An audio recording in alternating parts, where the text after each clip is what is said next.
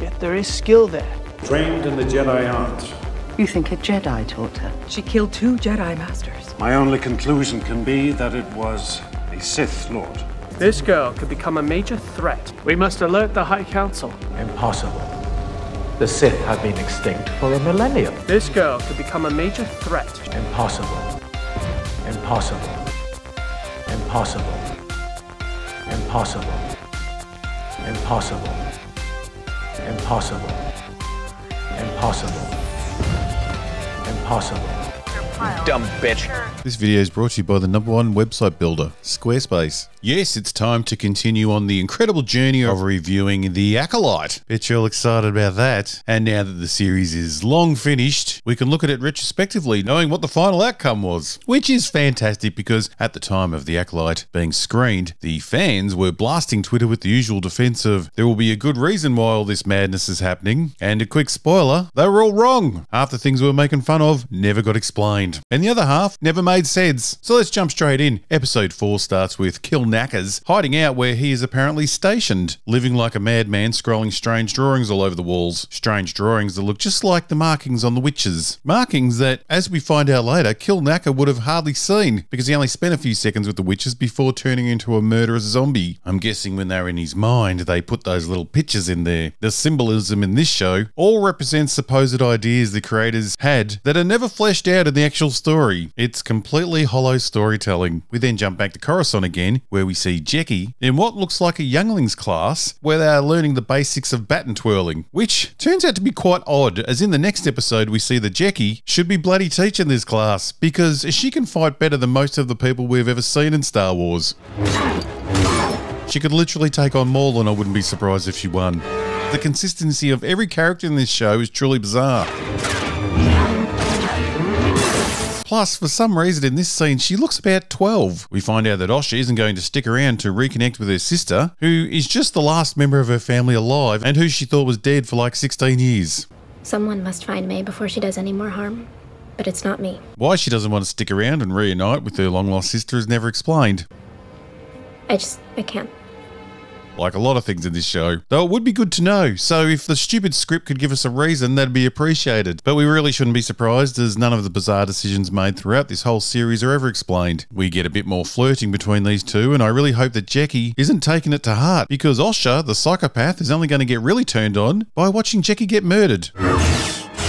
Gay creators aren't really doing themselves any favours by always giving their gay characters such questionable morals. It makes you question the creators' morals, which we already know are questionable.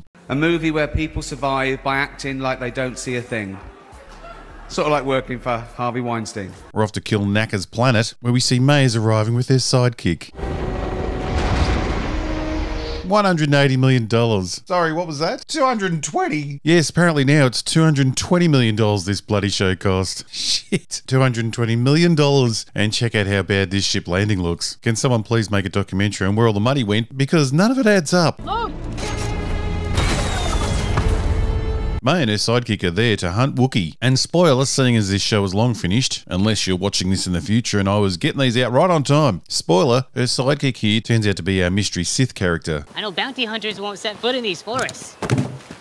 Oh, but you have. What is the game he is playing here? What is the purpose of him pretending to be a bumbling fool to May? And how did this setup come about? Did the stranger approach young May to join him? Or did the bumbling fool version approach May? What was the purpose of him tricking May about who he really was? Which I'm assuming he's been doing now for years. How did it work out over all that time that he and the supposed master were never seen together? Where did May's training take place? Why did he have the problem of secretly carrying his costume around and having to do a Superman and slip away like Clark Kent to change into his Sith alter ego? And what would have happened if they were suddenly jumped by the Jedi? Would he have kept the bumbling fool approach? Or would he have quickly changed into his outfit? The mystery secret identity adds zero to the story, but it does add massive logical problems that need the power of the most die-hearted Disney fans to ignore. I've never seen his face.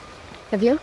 You know I haven't. The twist character, who is really the polar opposite of what we have thought they were all along, is a great story trope. Think of films like Primal Fear or Presumed Innocent. The 90s really loved this type of film. The trouble with the twist in The Acolyte is that normally the twist is someone we have thought to be good or innocent, and that they have really been guilty or evil all along. The bumbling sidekick here has already been established as being evil and set on killing Jedi. He doesn't twist from good to bad. His twist is that he decided to make his life more complicated by pretending to be middle management so he could waste time relaying orders to May through a weak pretend character, when really he's the big baddie. That's not really how I imagine the Sith operating, nor does it make any bloody sense. You have been well trained, my young apprentice. They will be no match for you. We then get the controversial appearance of Ki-Adi-Mundi, a character from the prequels that shouldn't be alive yet. But don't worry, because if you mention this on Twitter, the Disney fans would rush to say that Disney would never bring him back for no reason at all, and you just have to wait until you watch the rest of the series to see why it was so important to bring him back. Well, after seeing the rest of the series, they brought him back for no reason at all, except for nostalgia baiting, which causes an obvious problem, because he's the dude that declares the Sith have not been seen for 1,000 years in the prequels. Impossible. The Sith have been extinct for a millennium. So he is now either a liar or a moron. Impossible. Either way, not just dumping him into the Acolyte would have been the better option, but that would take creators that actually care. My favourite part about Ki-Adi-Mundi being slotted into the story in a time before he was even born is how all the Disney shills and fans downplayed it by saying they just moved his birthday. I don't know what went on with Ki-Adi-Mundi. I heard there was some drama. It's the dumbest thing ever. It's about a birthday. But I was like, it's not Is it really? Yeah. Moving a birthday is not the same thing as changing the year you were born by 100 years. A changed birthday wouldn't have a character existing in a completely different century. Plus, him being alive isn't the real problem, and the Disney shills know this. It's having him be a witness to the events of the Acolyte, and then being totally oblivious to the Sith's existence, it's not easy to say, in the prequels. A problem that only comes about by including him. It's the dumbest thing ever. It's about a birthday. Ah, you lying bitch. But it doesn't really matter because all the Jedi are idiots in this show, so who cares? We must learn who trained her. We must learn who trained her. I swear to God, AI wrote this script. Plus, they keep using words without knowing their meaning, like Kelnaka being at his post. Master Holden, extract Kelnaka from his post on Kofar and intercept May. Do the writers know what post means? Because to be posted somewhere means to be sent there as part of your job, which means they should know exactly where he is. They also should have investigated as soon as they lost communication with him at his post, because they sent him there. I fear May is only a small part of her master's larger plan, a plan that is difficult to see. It sure is difficult to see. I've seen the whole series and it's still not clear. The Jedi are sure that Discount Chewie is the next to be killed, so they head to his post to rescue him. Something that Sol wanted to do in the last episode, but for bad plot reasons, he was told no. But we know where she's going next. We must move. We don't make decisions like this without meaningful discussion, Sol. We will see you soon. Dumb bitch.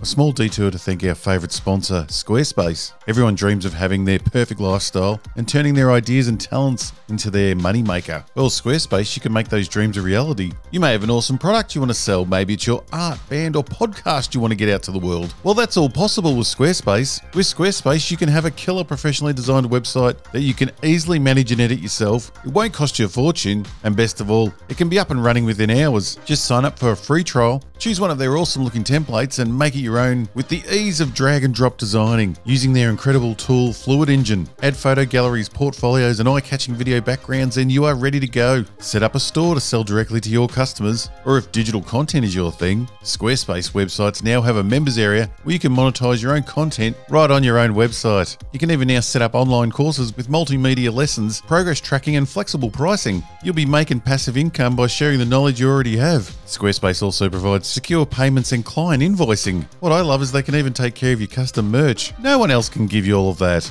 Go to squarespace.com/robothead and try Squarespace for free. And then when you are ready to take off, use the code ROBOTHEAD and you'll get 10% off your first purchase. See the link below. Go to Squarespace today and turn those dreams of yours into cash. The sidekick here is continuing on with his pretend silly character, and I would love to think that this pantomime was how all Sith trained their apprentices. I'm glad you asked. Oh, capture me a Wookiee kicker princess in the cookies. There'd be nothing better than seeing the Emperor fumbling around like a moron while hanging out with Maul, being all wacky in what's meant to be some weird training scheme. It'd be quite incredible to think of any of the Sith acting like this guy. And speaking of acting, the range of emotions from Amanda Sternberg are incredible. We then get to meet Basil, the greatest character in the show, which allows for a pronoun joke. Is he or they with us? And I came out of the vagina! Pronoun jokes. They're going to age well, aren't they?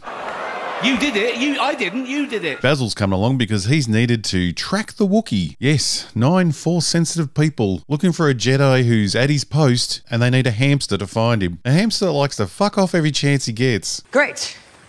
He's vanished again. I swear we need a tracker just to track our tracker.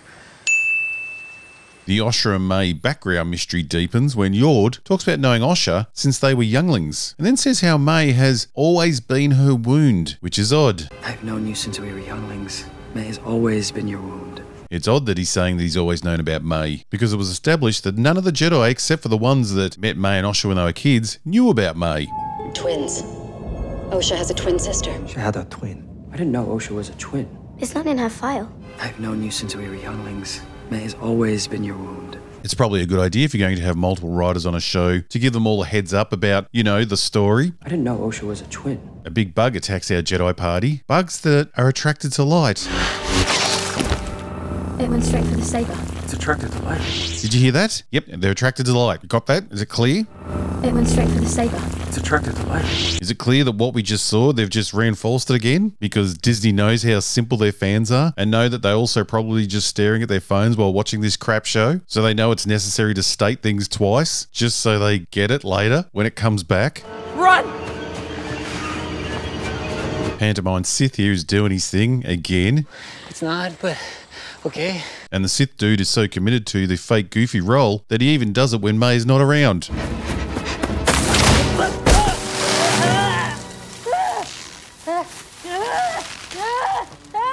And even when he's caught in a trap that could have been set by anyone, he keeps up the wacky mode. May also says something very important here. What are you doing?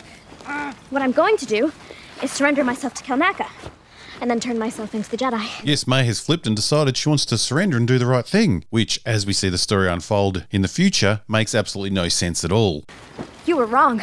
Osha being alive changes everything. She is not wanting to kill the Jedi because she thinks her sister's dead. She is wanting to kill the Jedi because she witnessed them kill her mother. So the fact that her sister's still alive wouldn't change her plan whatsoever. But it doesn't matter because she forgets about the plan in 5 minutes and just goes back to wanting to kill him anyway. So it all makes about as much sense as letting Leslye Headland make a Star Wars show. May races to the Wookiee's hut to find him dead, killed off screen. Who the hell puts a Wookiee in their show and then kills them off screen? With what looks like a flesh wound. I'm guessing lightsabers are killing people again. And May declares he's here.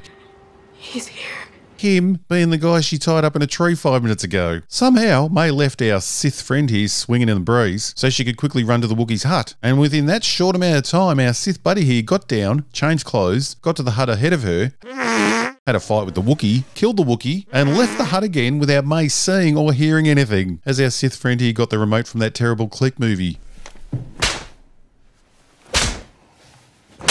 And this isn't the first time we've seen that the writers have no idea about the basic concept of time and distance, because the Jedi turn up. In the name of the Galactic Republic and the Order of the Jedi, anyone inside that domicile should come out with your hands where we can see them. May and the Sith dude set off from their ship to go straight to the Wookiee's hut. I say straight there because the Sith dude already knew where it was. They left to head there while the Jedi was still on Coruscant. Somehow the Jedi organised their rescue party, convinced Osha to come on the journey, flew across the galaxy, landed further away than May did. I say further away because, as I said, the Sith dude knows where the hut is.